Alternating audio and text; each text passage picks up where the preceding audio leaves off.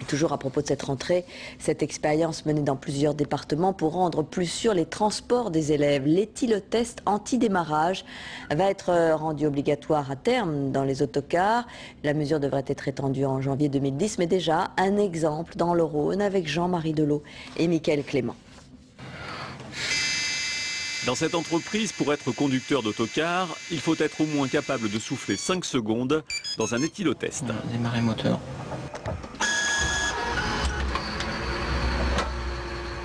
Concrètement, ça veut dire que vous n'avez rien vu alors? Normalement, non. non, j'ai rien vu du tout, non. L'éthylotest, très sensible, a donné son feu vert pour le démarrage d'un autocar qui cette semaine transportera les collégiens sur les routes du Beaujolais. Des routes souvent dangereuses.